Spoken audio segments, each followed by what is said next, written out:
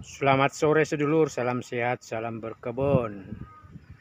Berkebun dan berkreasi dengan potensi lingkungan yang ada.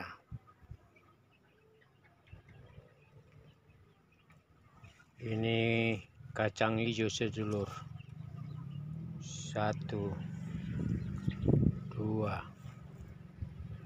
3. Ini sudah mulai berbunga. Dan ini mulai rebah karena daunnya cukup banyak. Nah, sementara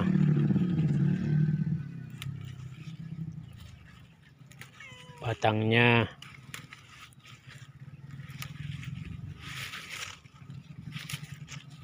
itu meskipun tertancap ke tanah, tetapi karena rerembunan ini daunnya cukup banyak, maka tetap dia rebahan, sama seperti ini ya. Ini juga, jadi ini kita akan kasih alat penopang sedulur. Jadi ini kacang hijau ini sedulur mulai ya berbunga dan berbuah. Ini ada 10 waktu itu, dan 1, 2, 3, 4, 5, 6 ya. Ini 6, 7. Ini kita sudah kasih alat penopang nih, dan sebagian daunnya kita udah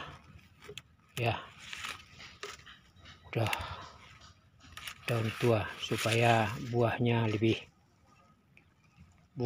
banyak dan buahnya lebih rimbun. Nah, ini kita nih ya. Jadi ini kita udah kasih. Jadi ini 7, 8, 9, 10. Ini sedulur udah mulai.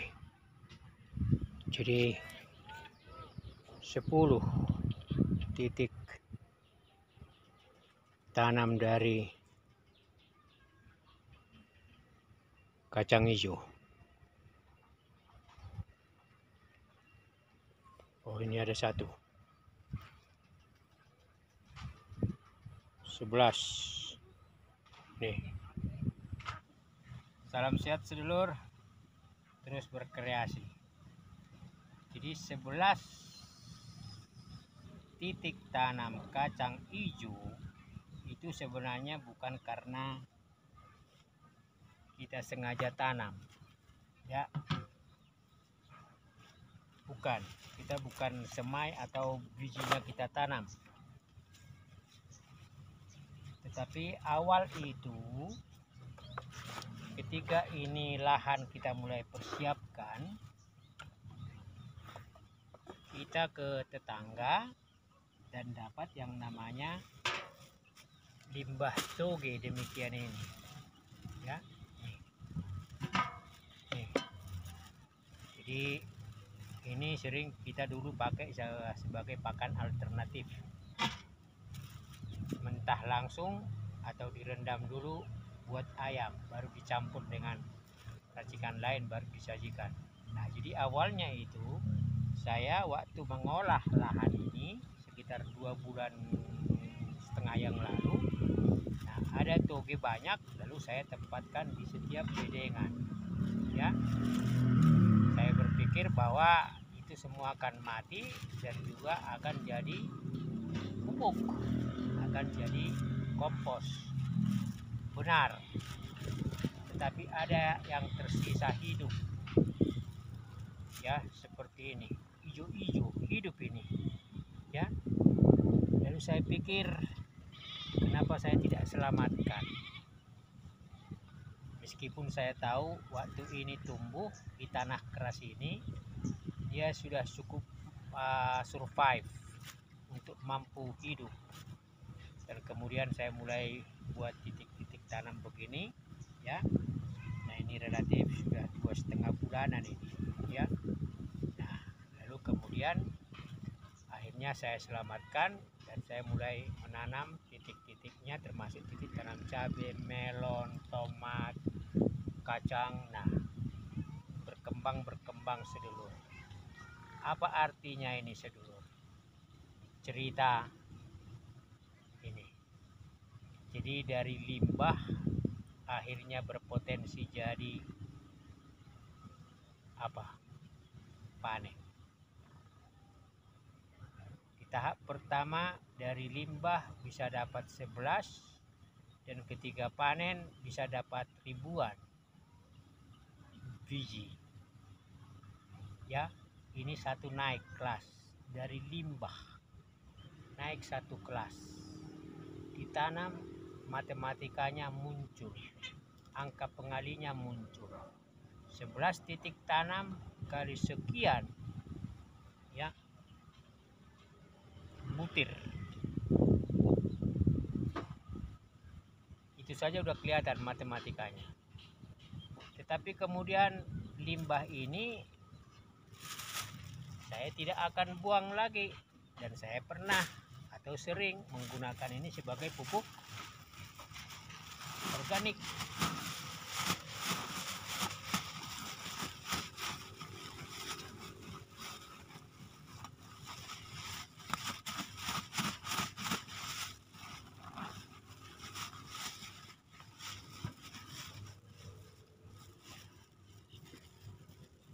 Sebagai pupuk hijau. Dan kita tahu kacang hijau kandungan vitaminnya sangat tinggi ya. Vitamin A, vitamin C, vitamin K. Nih. Dan ini ketika diolah maka akan menjadi pupuk tadi. Bisa pupuk organik, pupuk hijau cair, lalu kemudian akan bisa menjadi zat perangsang tumbuh buat tanaman-tanaman kita yang mulai masuk fase generatif, fase vegetatif, ke fase mulai berbuah. Dan berbuah artinya dimulai dari berbunga.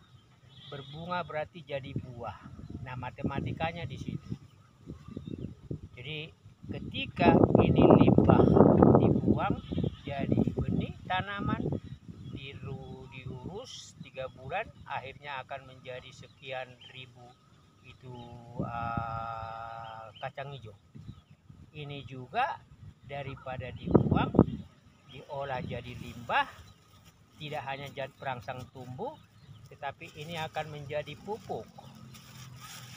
Nih, ini adalah kulit bawang merah.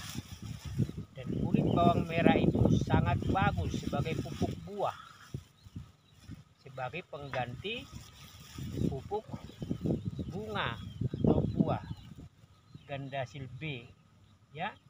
Sekaligus ini bisa menjadi pupuk buat batang, buat daun, buat bunga, buat buah. Nah ini sedulur, kita punya banyak, jadi ini akan menjadi pupuk buah.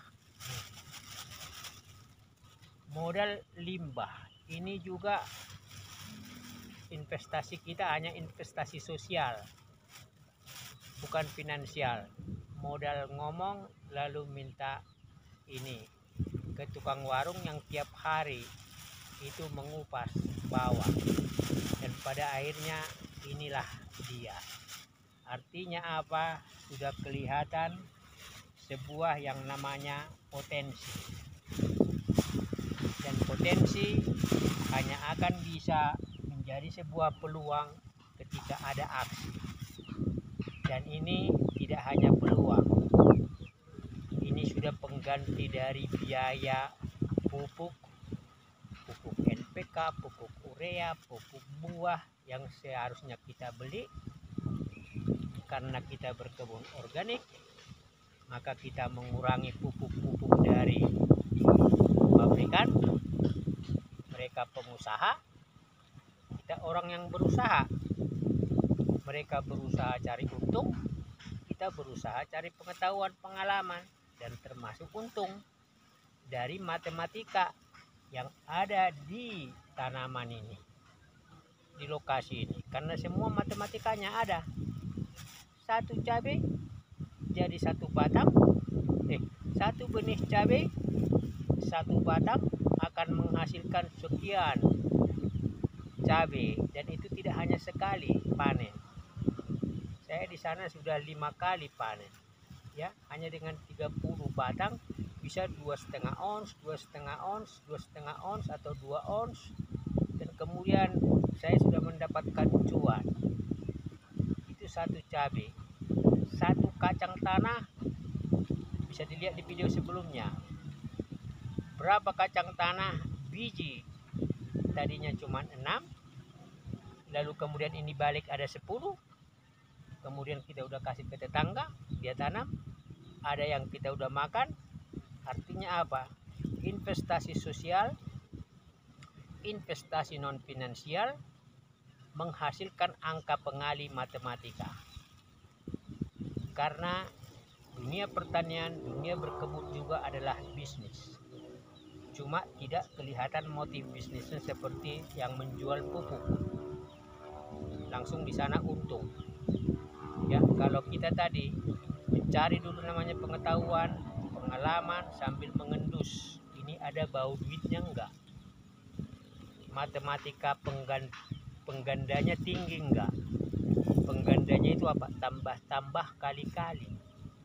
Biji pepaya tanam satu akan menghasilkan sekian buah pepaya, dan satu buah pepaya akan menghasilkan sebuah banyak bibit. Ya, buah melon satu biji ditanam akan menghasilkan beragam atau berbanyak biji. Artinya apa? Berkreasi dalam, kalau saya sih bilang keterbatasan, tapi saya sengaja bilang dalam keadaan kepepet. Anggap kita orang duit, we have nothing, money, tagadu artos. Lalu kita mulai berpikir, dari mana saya harus substitusi, penggantinya dari mana? Nah, artinya apa? Di sini sudah banyak investasi, tapi no about money, bukan tentang uang, tetapi menghasilkan uang. Dan tadi 11 tanaman dari kacang hijau, seandainya kita berorientasi akan memperluas wilayah tanam, berarti itu sudah menjadi bibit tanpa harus membeli bibit dari toko tani. Kita sudah punya bibit semua sekarang di sini, dan akan kita simpan semua. Artinya kita udah punya tabungan, tidak lagi mengeluarkan duit. Ya, kacang hijau ada, kacang tanah ada, cabai ada, melon ada, itu bayam merah ada, bayam hijau ada, paria ada, pepaya ada. Jadi artinya apa? Kita sudah kaya, sudah kaya. Kenapa? Karena pengetahuan punya, pengalaman punya, dan kemudian improvisasi merubah perbaikan dari pola-pola baik kurang bagus menjadi bagus punya. Manajemen kita punya mulai, ya kan? Cuma tadi bagaimana ini menjadi industri pertanian atau pertanian yang terpadu dan then make money continuously by the worker. Bagaimana membuat secara kontinu, membuat uang dengan adanya pekerja, itu berarti masuk naik sedikit kelas. Kita naik kelas terus, dan pada akhirnya di depan kita sebenarnya udah ada potensi uang banyak, air ada, lahan ada, bibit ada.